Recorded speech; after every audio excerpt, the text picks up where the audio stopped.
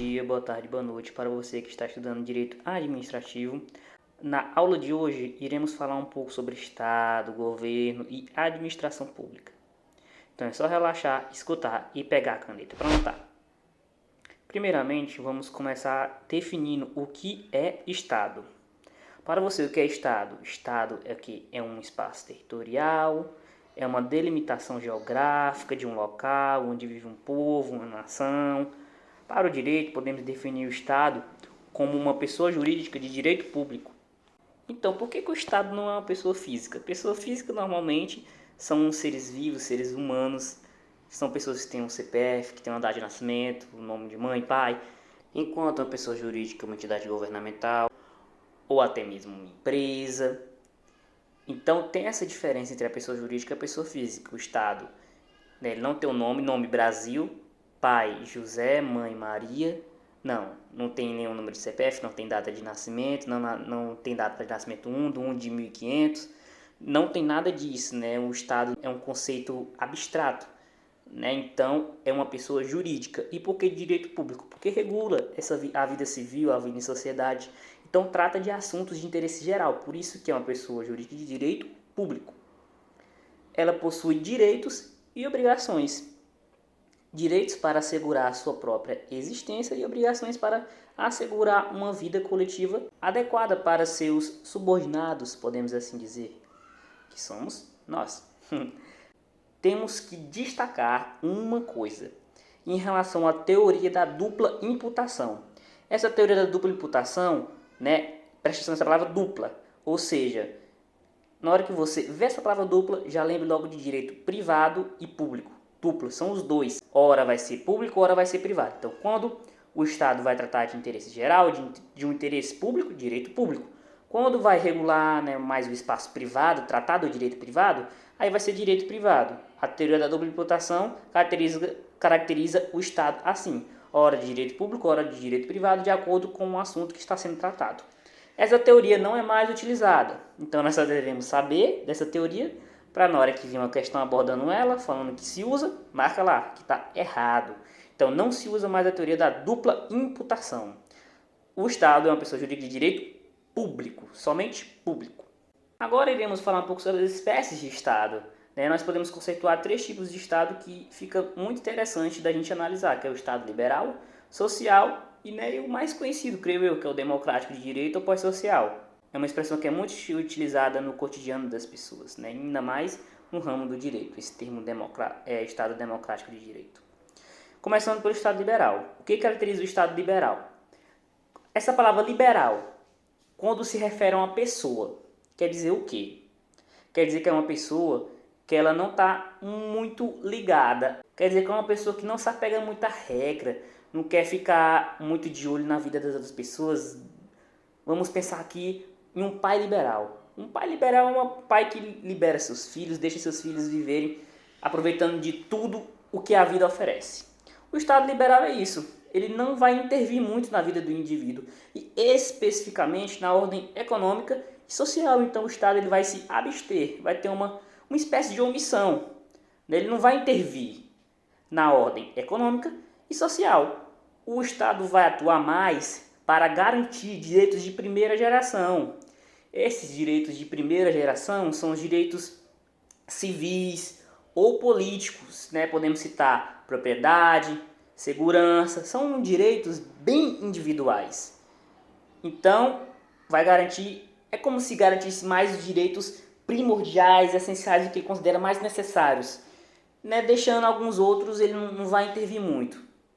Nesse Estado, há muito uso do poder de polícia. O poder de polícia ele é caracterizado quando o Estado ele vai intervir na esfera individual em prol do bem-estar coletivo, em prol de um interesse maior do que o direito individual. Então, há muito esse uso do poder de polícia. No Estado social, ao contrário do Estado liberal, já vai ter bastante intervencionismo. O Estado vai ser aquele pai que fica de olho em cada detalhe do seu filho. Então é um Estado que vai pegar muito no pé. vai ter bastante intervenção na economia e no campo social. É um Estado mais protetor, mais protecionista. Ele vai visar reduzir desigualdades, garantir direitos básicos à população, assim como no anterior também, no Estado liberal que nós vimos agora também, né, tem esse apego pelos direitos básicos essenciais, né, só que aqui vai ter um enfoque mais na segunda geração de direitos, que são os direitos sociais, econômicos e culturais, como a educação. Aqui é interessante a gente parar e ver esses direitos, é interessante a gente ver a diferença. O direito de primeira geração, ele trata mais da liberdade, são os direitos civis e políticos. Os de segunda geração vão visar mais a igualdade, são os direitos sociais, culturais e econômicos. Aí nós temos também a terceira geração, mais apegado à fraternidade, onde nós temos direito à paz, ao desenvolvimento, meio ambiente, o direito ao meio ambiente. Então nós temos todas essas gerações de direitos fundamentais, né, onde nós vamos ter alguns direitos específicos em cada geração, né? Primeira geração, civis e políticos, segunda geração, sociais, culturais e econômicos, terceira geração, direito à paz, ao desenvolvimento, ao meio ambiente. Então temos que analisar essa diferença para entender bastante o que cada estado vai atuar mais, vai dar mais atenção a alguns direitos, né? Estado liberal, primeira geração, Estado social, segunda geração de direitos. O Estado social ele vai prezar pela realização de serviços públicos, né, por ser bastante intervencionista, então você tem uma prestação de serviço público maior. Mas na frente nós vamos estudar um Estado democrático de direito e vamos ver um pouco dessa diferença de realização de serviços públicos. Então, para diferenciar, o ponto mais diferente entre o Estado liberal e social é quanto à ação estatal. No liberal, o Estado vai se abster e no Estado social vai ter a atuação estatal. Agora falando sobre o Estado democrático de direito ou pós-social, que é uma outra nomenclatura, é mais utilizado democrático de direito, mas é interessante a gente ver outra nomenclatura, porque pode cair, vai precisar em algum momento da sua vida, você pode precisar saber, ter conhecimento dessa nomenclatura. No direito, o quanto você puder saber diferentes nomes da mesma coisa, diferentes nomenclaturas da mesma coisa, é melhor ainda. É o melhor a ser feito. Esse Estado democrático, ele vai ter uma menor interferência do Estado. Então, veja só, liberal não intervia, social intervém, democrático ele recua um pouquinho, você tem uma interferência menor do Estado. Então, o que vai acontecer? Enquanto no Estado social o Estado vai prestar serviços públicos, aqui no Estado democrático de direito vai haver uma transferência de atividades para a iniciativa privada. Então, vai ter essa diminuição de interferência, vai ser mais com a delegação de serviços para os particulares realizarem, né, serviços públicos. Então, mesmo que você dê essa liberdade, você vai ter a regulação da atividade do mercado. Então, veja que ele fica mais como um meio termo, transfere um pouco a responsabilidade, mas regula a atividade do mercado. Enquanto no Estado liberal havia muita utilização do poder de polícia, aqui nós podemos visar mais o poder regulamentador. O poder de polícia, como já falado, ele restringe algumas ações, a liberdade individual em prol do coletivo. O poder regulamentador está mais relacionado à edição de normas, de atos, né, que vão regular, né, vai tratar de edição mesmo, criação de atos e normas. É um poder, podemos dizer que é um poder criador, né? Um poder regulamentador vai criar, vai trabalhar mais com a elaboração. Agora falando um pouco sobre as funções do Estado. Primeiramente, nós temos os três poderes tão conhecidos, né, o legislativo, executivo e judiciário. Nós temos as funções de cada um. Porém, temos funções que são típicas, que aquele poder tem a competência certinha, é o poder ideal para realizar aquele assunto. E nós temos as funções atípicas. Essas funções atípicas, aquele poder vai se intrometer um pouquinho na competência. Na competência não, ele vai se intrometer um pouco e vai realizar atividades que não eram para ser realizadas inicialmente por aquele poder, mas ele pode tranquilamente fazer essas atividades. Por isso que é atípica, né? Ela é fora do normal, porém é totalmente permitido. Por exemplo, o poder legislativo. O poder legislativo, a sua função típica é o quê? Legislar. Todo mundo conhece o poder legislativo como o criador de normas, de leis, de regras. Então, ele vai cuidar da elaboração de leis. Essa é a função típica. Porém, ele pode organizar, ele pode julgar, pode sim, tranquilamente. Ele tem isso está previsto nas suas funções atípicas. Então ele tem a função executiva, porque ele pode tratar tranquilamente da sua própria organização, dos seus próprios órgãos. Ele pode organizar isso tranquilamente. Até porque, pense bem, o executivo organizando órgãos do poder legislativo teria uma interferência bastante. Então, o princípio da separação dos poderes cuida até disso, né? O poder legislativo vai realizar atividades que não era para ele realizar inicialmente, mas vai acabar realizando, porque fica mais repartido, fica mais certinho para não ter tanta interferência assim. E ele também, além de se auto-organizar, também pode julgar tranquilamente, tem o poder jurisdicional. Um exemplo disso é quando o Senado julga o presidente de crime de responsabilidade. Então tá aí um exemplo que você consegue entender muito bem. Caraca, é verdade. Caraca, eu sempre soube disso, mas nunca tinha me ligado. Pois é, meu amigo, minha amiga. Então, você sabe que o Senado julga o presidente de crime de responsabilidade. Então ele está julgando. É uma atividade, uma função atípica desse órgão. E vamos continuar, porque agora vamos falar do Executivo. O Executivo, primordialmente, realiza uma função típica de administrar. Então, ele vai cuidar da administração. Você vê lá o presidente, o governador, o prefeito, eles cuidam mesmo da administração. A atividade primária deles é administrar. Então, a função típica do Poder Executivo, ele garante que não há uma produção de coisa julgada. E, consequentemente, isso é possível de alteração pelo Judiciário. Não há coisa julgada. Então, o Judiciário pode alterar. Em relação à função atípica do Poder Executivo, o Poder Executivo pode tranquilamente exercer a função legislativa.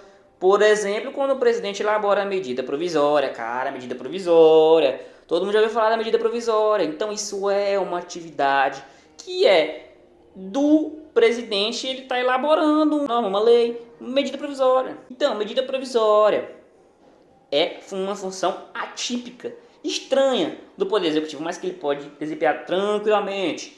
Nós temos a jurisdicional. Então, quando há uma decisão em processo administrativo, nós temos a plena certeza de que ele está realizando a atividade jurisdicional. Então, nós temos um exemplo que deixa bem claro essa função atípica do Poder Executivo.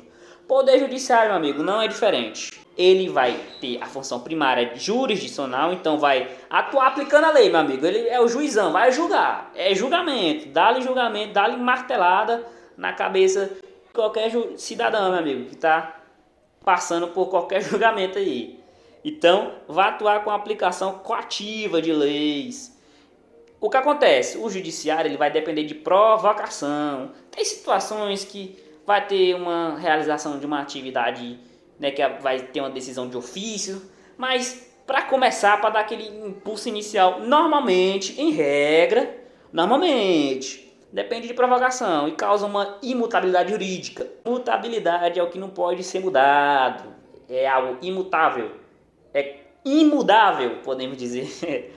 Então, em relação às suas funções atípicas, o Poder Judiciário ele pode legislar. Meu amigo, cada tribunal pode tranquilamente dispor do seu regimento interno. Isso é legislar. Ele está legislando, está tratando de elaboração de leis, meu amigo. Ele está elaborando seu próprio regimento. Então, ele também pode desempenhar tranquilamente a função executiva. Ele vai conceder licenças ou férias, as coisas mais queridas de qualquer trabalhador, de qualquer funcionário, férias para os magistrados, por exemplo. Então temos que ele pode se auto-administrar. Então, meu amigo, todos esses órgãos eles vão se auto-administrar porque isso é a independência que eles têm. Então não está exorbitando da sua competência, né? Isso pode ser realizado tranquilamente. Então, temos que entender isso. Temos as funções típicas e as atípicas. Normalmente é isso. O Poder Legislativo tem a função típica, que é legislar. Além de legislar, as pessoas podem ter atividade executiva, de administração e jurisdicional, de julgamento. Então, pode tranquilamente. Então, quando tem a legislativa, pode realizar a executiva e jurisdicional. Quando tem a administrativa, pode realizar tranquilamente a legislativa e jurisdicional. E quando tem a jurisdicional, pode tranquilamente realizar a legislativa e executiva. Então, meio que eles fazem de tudo de acordo com o que a lei permite, né? eles fazem de tudo um pouco, tratam dos três assuntos. Porém, tem as típicas e as atípicas. As que são atividades comuns, são as primárias que eles devem realizar primordialmente, e tem as funções atípicas, que são as anormais, né, que não é para ele estar, mas ele vai, né? Então vamos definir o que é governo. O que é governo? No Brasil a gente não tem uma boa definição do que é governo, porque nossos governantes são todos confusos. Eita, paizinho complicado esse nosso. Mas vamos lá. O governo remete a uma autoridade, a uma pessoa que está lá na frente, realizando tudo o que é para ser feito, né? Uma pessoa que vai tomar a frente das coisas. Então o governo vai ter uma autoridade governante central que vai comandar todo o Estado. O Estado, aquela definição aquele limite territorial em que vive um povo, uma nação, vai ter uma autoridade que vai organizar, que vai comandar, vai chefiar todo o Estado. Cada cantinho, cada limite daquele espaço territorial vai ser chefiado pelo governo. Normalmente não. Aqui no Brasil, o governo é exercido pelo executivo e o governo ele precisa possuir soberania. Lembra bem, soberania a gente vê lá na Constituição Federal, no artigo 1º, lá no comecinho. Então no artigo 1º, meu amigo, comecinho da Constituição, nem precisa ler muito, nem precisa se cansar muito que você já vai achar. Artigo 1º, tem erro não. Né? Lá no artigo 1º tem um pouco dos fundamentos, né, do nosso querido Brasilzão, da nossa República Federativa do Brasil. Né, nosso Estado que é uma pessoa jurídica de direito público. Então nós temos lá no inciso 1º, soberania. Um dos fundamentos do Estado Democrático de Direito da República Federativa do Brasil é a soberania. É soberano, né? Então o governo ele tem que ter soberania. Como é que você vai chefiar todo um Estado se você não tem a soberania, né, meu amigo? Você tem que ter essa soberania. Soberania vem de quê? Vem daquele caráter maior, como se fosse veneração. Não é veneração. Soberania dessa ideia de autoridade. Você tem autoridade, você manda, você tem aquele respeito das pessoas. Então é isso, meu amigo. O governo precisa prosseguir por soberania, senão o negócio fica bagunçado. Agora, e a administração pública? Como é que nós podemos definir? A administração pública, ela vai ser a prática. Ela é a atividade desenvolvida pelo Estado para regrar, para tratar dos interesses dos cidadãos. Então, a administração pública é a prática, né? É o fazer mesmo. Então, a administração é quando você está realizando as atividades de interesse geral, meu amigo. Você está regulando a vida de todas as pessoas. A administração pública.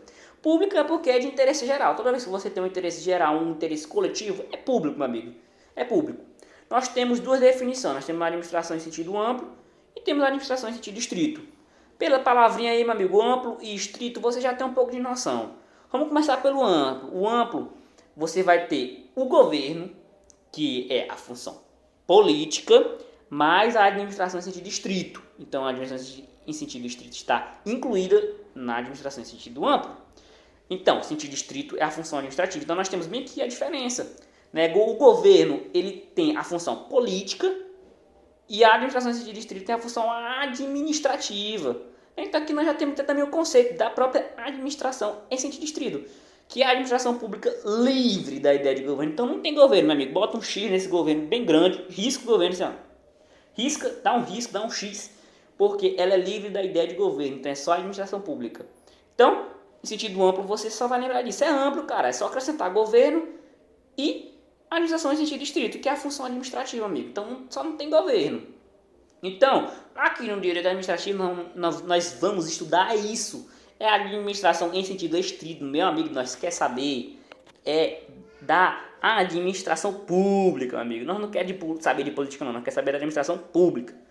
Então, só vamos tratar da função administrativa.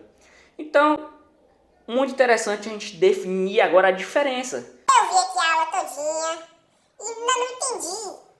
Qual a diferença de governo para administração? Parece que é a mesma coisa. Meu amigo, governo, minha amiga, governo vai se relacionar mais a uma atividade política. Acabamos de ver, governo político. A administração é a função administrativa, ok? Então, o governo é a atividade política. E tem uma característica que ela é discricionária. O que é discricionário? Meu amigo, discricionário é o que dá margem de liberdade para o cidadão, para a pessoa lá. Então, ele é discricionário. Você tem as análises de oportunidade e conveniência. Enquanto a administração ela é mais relacionada à atividade vinculada você tem que seguir direitinho o que tá ali, meu amigo. Senão é pau. Tem que seguir tudo certinho, não tem margem de liberdade aqui não. Ou é isso, entendeu? Então a administração, ela não pratica atos de governo, né? Ela não está relacionada ao governo. Acabamos de ver a administração de distrito. É livre da ideia de governo. Então não tem governo, meu amigo, a administração.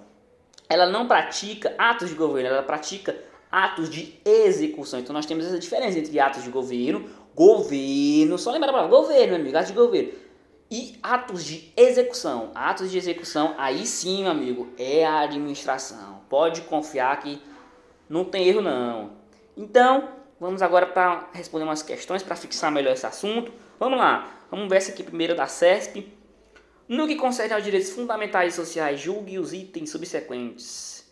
É correto afirmar que, nos Estados democráticos de direito, democrático de direito, o que é a característica do Estado democrático de direito? Esqueceram não, né? O Estado democrático de direito vai ter a diminuição da interferência do Estado, vai transferir a atividade para a iniciativa privada, mas vai ter uma regulação da atividade do mercado. Beleza, continuando. Então, ao contrário do que ocorreu no Estado liberal, o Estado liberal é aquele Estado que não vai se intervir, não vai se intrometer, e no Estado do bem-estar social, esse aqui é o intrometido, o governo vai se intrometer mesmo. A discussão sobre liberdade e igualdade perde sua importância, dando lugar ao direito à segurança e à propriedade. E aí, vocês acham que perde sua importância? Então, meu amigo, vocês acham em algum momento dessa bendita aula a liberdade e a igualdade perdeu sua importância na passagem do liberal, do bem-estar social para o democrático de direito? Não, amigo, perdeu não, foi mais importante ainda. Então, o que é interessante a gente entender? Às vezes você pode pensar que no passado dos estados, alguns direitos vão sendo deixados de lado. Só que não é isso que acontece. As três dimensões dos direitos fundamentais, elas não são excludentes, elas não se excluem. Não há uma exclusão mútua, não há isso não, meu amigo. Tem uma complementação. Não tem uma não é mais importante que a outra, elas vão se complementando. Então, lembre bem dessa ideia de que elas vão se complementar. Então, não perde sua importância não, meu amigo. Tá erradíssimo, tá errado. Então, o Estado Democrático de Direito, assim, a liberdade e a igualdade tem sua devida importância. Então, lembre bem disso, não há exclusão. Nessa passagem de direitos de primeira, segunda, terceira, quarta, quinta, sexta, sétima, oitava, nona, não tem, meu amigo, não tem. Não vai ter a perca de importância. Então, você não vai retroagir, você vai avançar. Se aquilo já foi garantido, você vai garantir aquilo e algo mais. Então tem essa ideia de complementar, não de excluir. Então tá errado, não vai perder importância não. Continua com essa importância certinho e cada vez vai ganhar mais importância. Quem que não gosta de liberdade e igualdade? Rapaz, era bom demais se isso fosse exercido na prática. Rapaz, se tivesse liberdade e igualdade ia ser bom demais. Continuando agora da banca FCC, vamos agora ler aqui. Essa aqui já é um texto muito grandinho, mas você já aguentou até agora, aguenta um pouco mais. Poderia acontecer que por algum cidadão, nos negócios públicos, violasse os direitos do povo e cometesse crimes que os magistrados estabelecidos não soubessem ou não quisessem castigar. Mas, em geral, o Poder Legislativo não pode julgar e pode menos ainda neste caso particular, onde ele representa a parte interessada, que é o povo. Logo, ele só pode ser acusador. Mas, diante de quem fará a acusação? Irá rebaixar-se diante dos tribunais da lei, que eles são inferiores e comportas? Aliás, de que pessoas que, sendo do povo, como eles, seriam levadas pela autoridade de tão grande acusador? Não, é preciso, para conservar a dignidade do povo e a segurança do particular, que a parte legislativa do povo faça a acusação perante a parte legislativa dos nobres, que não tem os mesmos interesses nem as mesmas paixões que ela. Aqui nós temos um textinho muito legal de Montesquieu. Então, um mecanismo acima descrito cuida de hipótese em que o Poder Legislativo... Vamos lá, meu amigo, vamos para a nossa prática aqui. O Poder Legislativo, qual é a função dele? A função dele típica é o quê? É elaboração de leis, só que ele tem a função atípica tanto executiva como jurisdicional. E aqui nós estamos tratando da função jurisdicional dele. Então o texto, você percebe que ele está tratando de julgamento, está tratando de acusação. Então Tá tratando de julgamento. Julgamento é atividade atípica. Vamos para a alternativa para ver se nós matamos essa questão aqui. Atipicamente exerce função jurisdicional. Corretíssimo. Exerce sim. Já vimos que o legislativo pode exercer essa função jurisdicional, inclusive que o Senado julga o presidente em crime de responsabilidade, né? Então o Poder Legislativo está julgando. Então, atipicamente exerce função jurisdicional em situação compatível com o princípio da separação de poderes. Meu amigo, eu falei isso. Isso vai ser compatível mesmo. Isso vai garantir que haja essa separação dos poderes. Né? Você não pode deixar exclusivo para um órgão fazer tudo. Deixar o julgamento somente com o judiciário, não. Isso não vai garantir a separação real dos poderes. Né? Para ter independência, é bom cada poder exercer essas funções atípicas. Né? Isso que vai assegurar a verdadeira separação dos poderes. Então, certíssimo, alternativa A, pronto, nem precisa mais ler, rapaz. Leu o texto todinho, chegou na primeira alternativa e acerta, mas é bom demais, não precisa nem gastar tempo lendo as outras alternativas. Então, letra A. Então, espero que vocês tenham aprendido. Qualquer dúvida aí, deixe nos comentários. Eu agradeço muito sua presença até aqui. Bons estudos, vai dar tudo certo. Pra mim, pra você, pra todo mundo. Valeu!